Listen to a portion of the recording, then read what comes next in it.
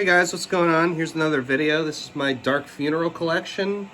Dark Funeral is a Swedish black metal band that started in 1993. They released an EP in 1994, which I don't have. It's a 4-song EP. Great stuff. I love all 4 of the songs. 2 of them appear on the full length after the EP, and then 2 of them just kind of stand alone. So it's definitely a worthy thing to have, and I'd like to pick it up someday. But yeah, it's got a great old school sound to it, and the songs are great, and I love the vocals. So yeah, I'd give it like a 8 out of 10. It's good stuff. And then after that, in 1996, they released The Secrets of the Black Arts, which, and this might ruffle some feathers, but this is probably my favorite Swedish black metal album. But this is coming from a guy who I don't like Watain. In my opinion, this is better than pretty much anything Marduk's ever done. I don't really like Dissection that much. Like, I have Storm of the Light's Bane, but I'm just kind of like lukewarm on it. I'm like, I don't get the hype that much.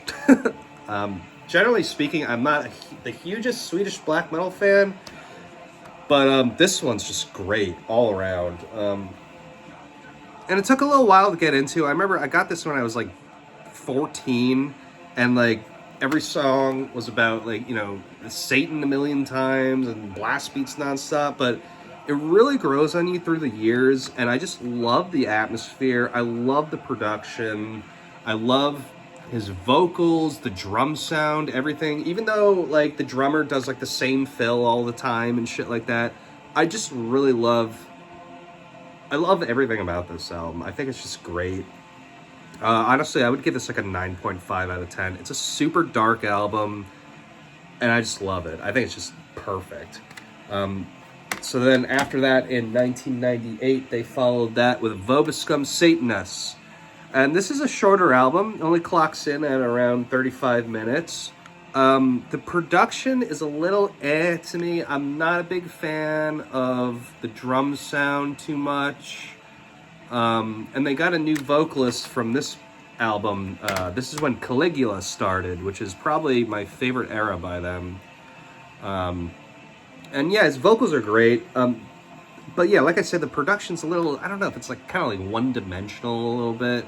It's lacking the atmosphere from the first album. But there are good songs in here. I liked Enriched by Evil, the title track. Ravena Strigoi Morty's good. It's a solid album. I don't listen to it all the time, but when I turn it on, I'm kind of like, yeah, this is good. So I would probably give this an 8 out of 10. It's a solid second album. And then after that, in 2000, they released an EP, which I actually got this used. Otherwise, I probably wouldn't even mention it, because it's just an EP with cover songs on it, which I'm never like really the biggest fan of. Teach Children to Worship Satan. And it's kind of funny, like this goofy picture of this like baby on the back.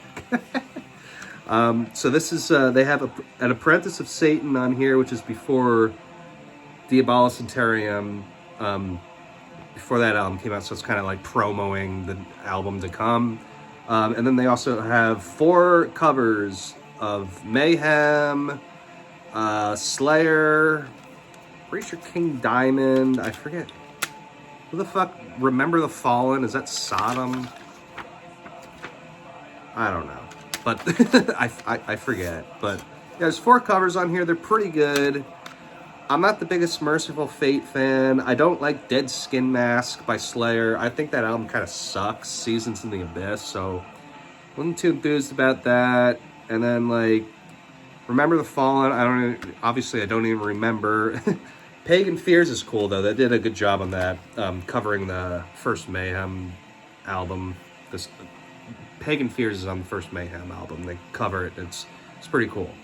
So yeah, I don't know. I don't know if it's really worth having, but like a 6.5 out of 10. It's not bad. After that, in 2001, they released Diabolus Interium. This is an excellent album. I love the ferocity of it. Right off the bat, it starts with the arrival of Satan's Empire. Fucking fantastic song. It's just relentless. The blasting is crazy. I love the riffs are so memorable. It's just a relentless song. And then it continues with Hail Murder. Same thing. Goddess of Sodomy is like, eh. Diabolus Interium, the title track is fucking great. Apprentice of Satan is fucking awesome. Thus I Have Spoken and Armageddon Finally Comes. I like this better than Vobiscum, for sure. I like the direction they took with this. It's just completely... It's violent as shit, but it's still kind of atmospheric. And it's just completely hellish, for lack of a better term, you know? Like, the quintessential, like, hellish album. And, yeah, I love this album. I'd give this an 8.5 out of 10. Very good stuff. Then after that, in 2005, they released Terra Totus Sanctus, which would be... Actually, no, I take that back. I was going to say the last album with Caligula, but that's not true. This album is... it takes... I would almost like this better than Diabolus Interium if they didn't have songs like Angel Flesh Impaled and Feed on the Mortals, and even like Atram Regina is kind of goofy in its own way. I don't like the trend this band took up with like doing like satanic, like devious sexual songs. It's just kind of like gimmicky and like, I don't know. Because like after Goddess of Sodomy on this album, they like made sure they put like at least one satanically sexual song on every album. It's just kind of cringe to me. That's just my opinion though. But yeah, the first 4 songs on this album are just like, holy fuck.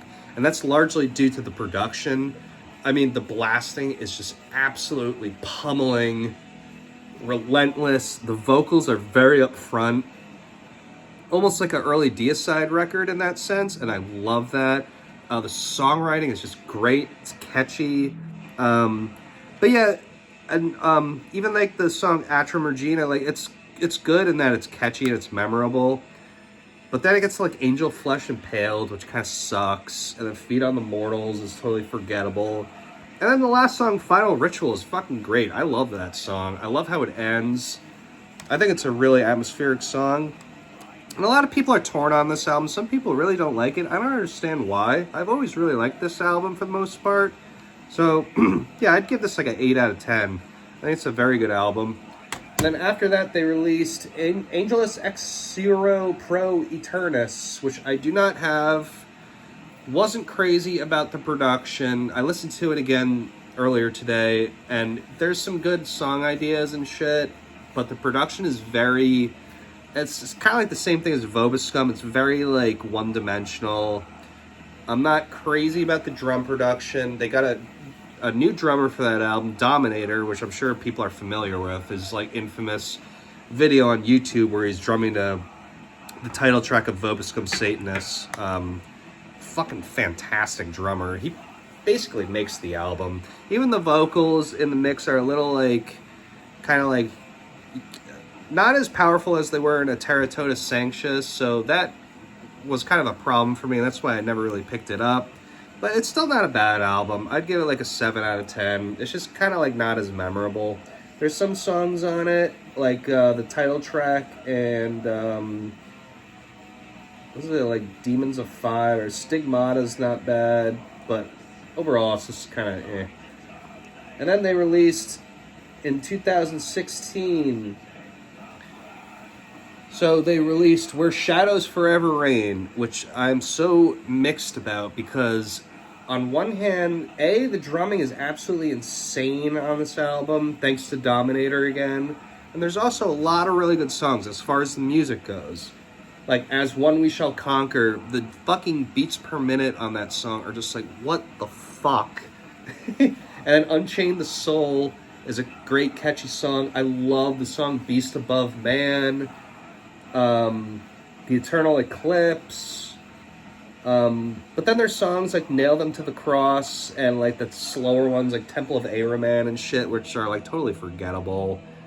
Nail Them to the Cross just sounds like fucking corporate black metal. Like, I don't know, I don't really like that song. And then the very final song, the title track, I'm not a big fan of either. I think it's very forgettable. So the biggest negative about this album is they got a new singer. And I don't even know how the fuck to pronounce his name, but He's just not good at all. Complete novice sounding black metal vocals. Like, I've heard better black metal vocals 10 years ago when I was like playing with fucking bands like 20 minutes outside of town and shit. Like, this guy, I do not like his vocals at all.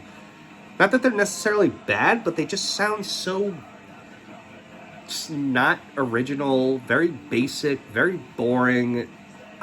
There's nothing to it. And like, yeah, he's not a good vocalist. So if it wasn't for him, this would actually be a really good album, because I really do like songs like Beast Above Man and The Eternal Eclipse and shit like that.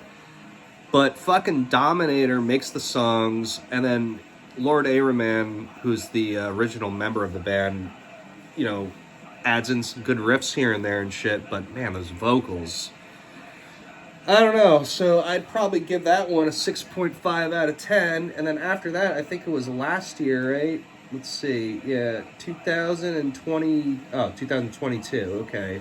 They released We Are the Apocalypse with yet another new drummer, that fucking Jaluma guy, or however you say his name. I don't know. His drum production on that album is horrible. It's so bad. And actually, like, the slow parts with his drumming are fine, but when he starts blasting, like doing the hyper blast, it sounds horrible. It sounds absolutely horrible. The songwriting is not there. The vocals, again, are... This time they're up front, kind of like in a Terra Totus Sanctus, but the problem is they suck. So it's like... I did not like that album. There were not very many standout songs. I like the first song, Nightfall, is pretty cool. But again, like, the blasting sounds like shit. I don't know why they were okay with that. It's not a strong album.